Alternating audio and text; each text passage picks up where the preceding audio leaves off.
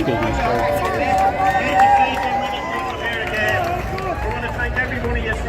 today. Gavin has listed all of the problems that we have in this country, whether it's housing, immigration, crime, the cost of living. All of those things are interconnected. And you can never solve the housing problem unless you close the border and stop increasing the population.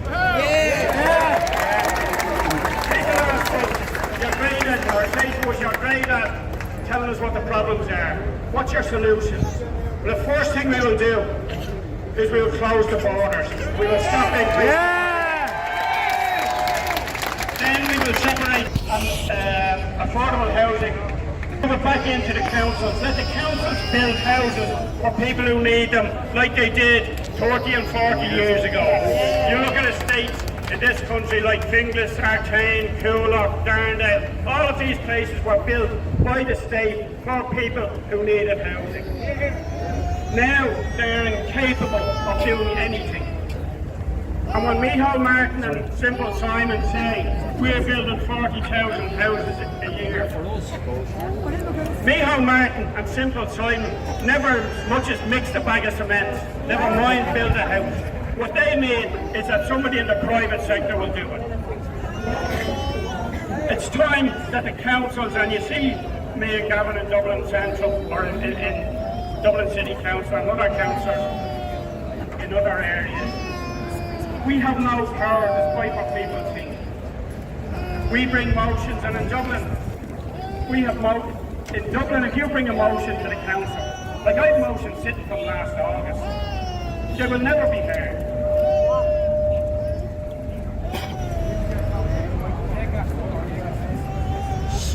The only time, and you know, we're here at the GPO, a few hundred yards from here, 3 children were stabbed. Of course, we're not allowed to talk about that because there's a trial, so I won't say too much about it. But the only issue that the media and the political class talked about was the little bit of disorder that night. In Belfast a few weeks ago, again, they only talked about a bit of rioting. They didn't talk about the fact that a man was nearly beheaded. They didn't talk about the fact that a child will never have a quality of life or any quality of life because of what somebody done for them.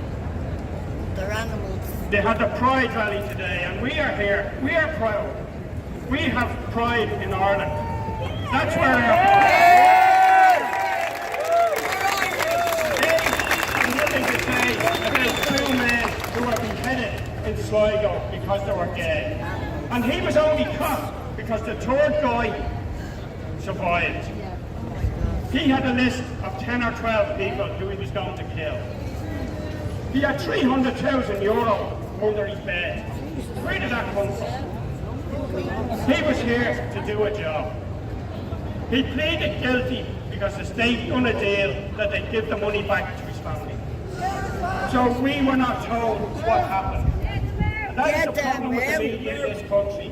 They no-tell to the government continually. They refuse to discuss the issues that are talking about at their dinner table, they're talking about in the pubs, they're talking about on the Lewis and on the buses. The things ordinary people are concerned about. The cost of living crisis. And we're told, well, you know, we can't reduce the price of diesel because it's inflationary. Next week they intend to put back on the increases that they took off. Next week. If you're driving to work, and many people have to drive to work from way outside of the city, there are people who move to Connell, for instance, during the Celtic Fire because they got a bigger than the receiver. They're still working in Dublin. They will still need the same amount of petrol or diesel to get to their job this week as they did last week. And all you're doing, all the government is doing, is charging them people more.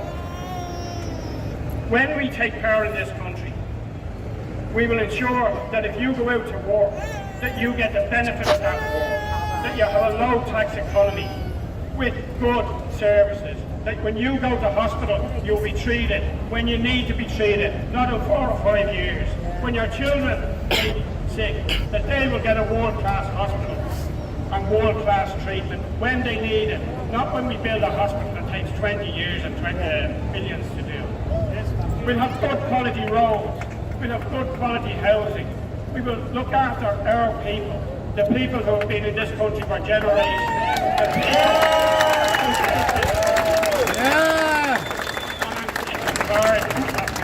the Irish went everywhere. We went to America, we went to Australia, we went to Britain. When we went to Britain, we built the roads, we built the tunnels. When we went to America, we done the same. When we went to Australia, we done the same. And we went, and people went, not because they wanted it, but because successive governments in this country have run the country for their own benefit and have ignored the wishes of ordinary people. People didn't emigrate because they wanted it. They emigrated because they couldn't get a house, they couldn't get a job, and they couldn't get any decent standard of living. They tell us the health service wouldn't work without bringing in all of these people. Well, if the health service and the government really believes that, then why do they not employ those nurses? Why are they taking them in through agencies where they have less rights than an Irish nurse? If they were that concerned, why are they paying millions to these agencies to bring the people in? And some of these agencies are connected to government ministers. So I suppose the answer speaks for itself. We call this rally today because next week, on the 1st of July, Ireland takes over, and 26 counties takes over the presidency of the European Union. And that's all Micheál Martin is interested in. He wants to be seen as the good boy of Europe, the best boy in the class. He doesn't give a damn about this place. But we're here today to send a very clear message to Micheál Martin and the government and the NGO class and all of the European leaders who will be here during the next 6 months, that we will no longer accept their diktats, that we will not accept the immigration pact, that we will make laws in our country for our people.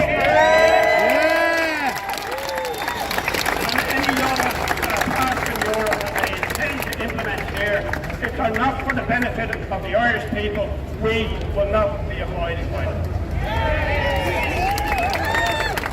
People wonder, what is the value in these rallies? Let us be clear, it's boots on the streets that have shifted this government's position in the slight way it has shifted. We need tens of thousands of people out. And everyone here needs to speak to their friends and their neighbours. It doesn't matter that there's a football match. It doesn't matter that there's, a barbecue in your garden. You can have your barbecue tomorrow. It doesn't matter what excuse people make. They need to get out on the streets. They need to be active in their community.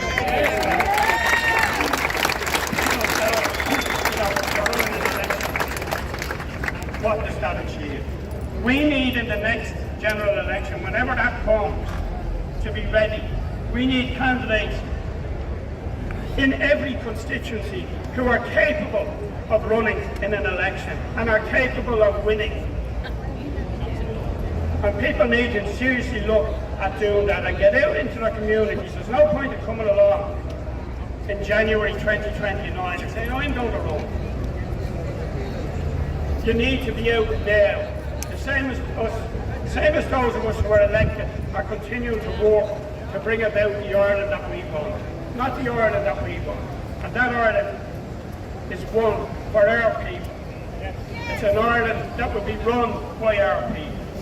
It's an Ireland that will be fair to all of our people, where we will have all of the things that we need to have a decent and good quality of life.